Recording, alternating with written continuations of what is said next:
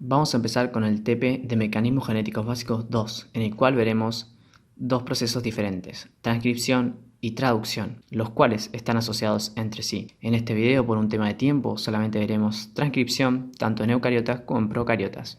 La transcripción es el proceso mediante el cual la célula se encarga de copiar la secuencia de ADN de un gen para producir una molécula de ARN. Pero, ¿por qué queremos una molécula de ARN en nuestras células? Esto lo necesitamos ya que el ADN no puede salir del núcleo donde se encuentra contenido, por ende necesita pasar su información a una molécula de ARN mensajero.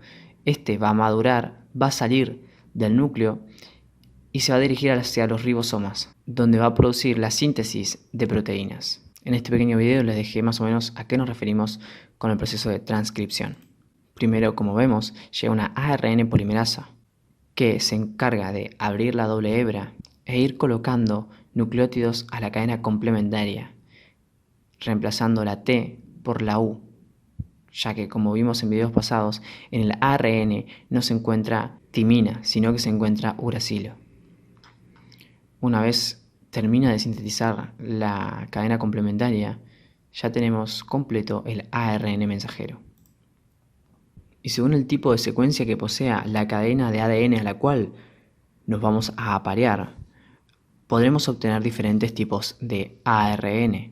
Por ejemplo, en una secuencia que puede ser TACG, nuestro ARN va a producir adenina que se va a aparear con la timina, uracilo que se va a aparear con la adenina, guanina que se va a aparear con la citosina y por último citosina que se va a aparear con la guanina.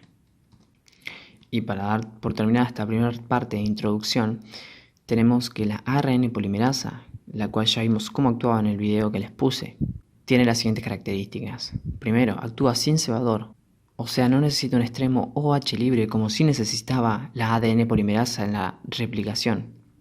Segunda característica, sintetiza de 5' a 3', por ende lee la cadena de ADN de 3' a 5'.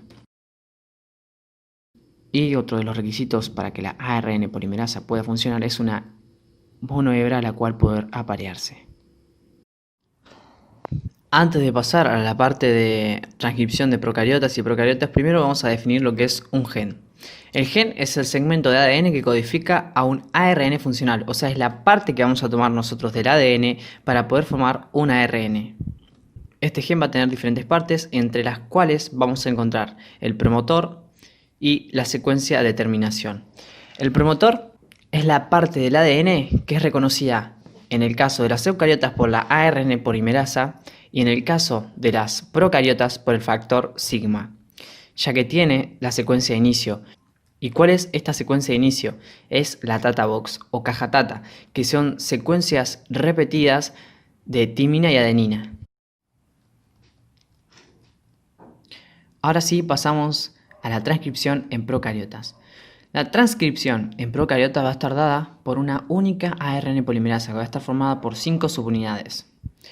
2 alfa, una beta prima y una que es el factor sigma. Esta última, que entró de una forma especial, es la que más nos va a importar, porque va a ser una subunidad móvil, o sea, se va a poder acoplar y desacoplar de la ARN polimerasa.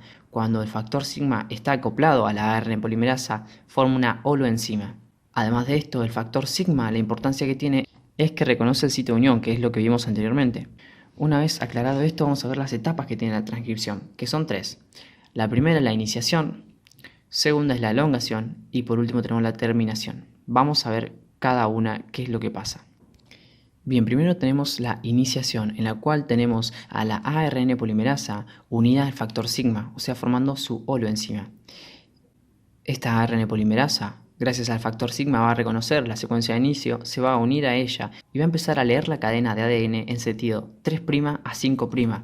Entonces va a polimerizar una cadena de ARN de 5' a 3', al revés de como lee. Así que para dar un repaso, ¿qué es lo que pasa en la iniciación? Tenemos la unión del factor sigma a la ARN polimerasa formando la holoenzima. Luego se produce la apertura de la burbuja, que al contrario de la replicación que se produce gracias a la enzima helicasa, acá tenemos al factor sigma que funciona sin ATP para poder abrir la burbuja, ya que la ARN polimerasa y el ADN sufren cambios estructurales reversibles que son energéticamente más favorables. Y por último, en la iniciación se polimerizan los primeros 8 o 9 nucleótidos. Luego tenemos la elongación. En la elongación se produce alrededor de los primeros 10-15 nucleótidos que se polimerizan, y esta etapa es importante ya que se libera el factor sigma, ya que la polimerasa sufre cambios estructurales, como vimos antes, que le permiten liberarse del factor sigma y polimerizar más rápido la cadena de ARN.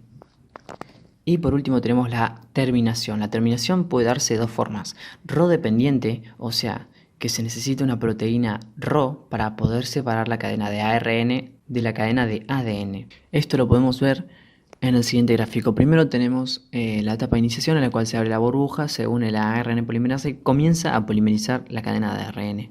Luego esto sigue en la elongación y luego, como vemos, estas pelotitas verdes es el factor Rho, ¿sí? Este se va a unir a la cadena de ARN, va a llegar a donde se encuentra la ARN polimerasa, y este factor tiene función helicasa, o sea, puede separar a la ARN de la ADN. Y por último, en la última imagen se encuentra totalmente desacoplado el mecanismo de transcripción. En cambio, en las Rho independiente son secuencias en las cuales se forma un lazo o una horquilla, ¿sí? Las cuales permiten que el ARN se corte solo del ADN, sin la necesidad de una proteína como es Rho.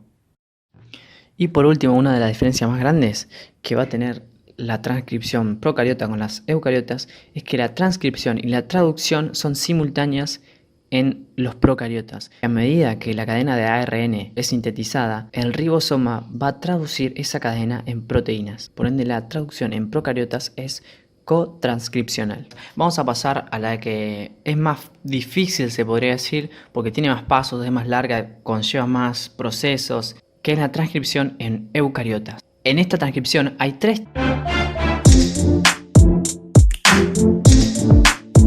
Por cierto, compartí este video y dale me gusta, que nos ayude una banda.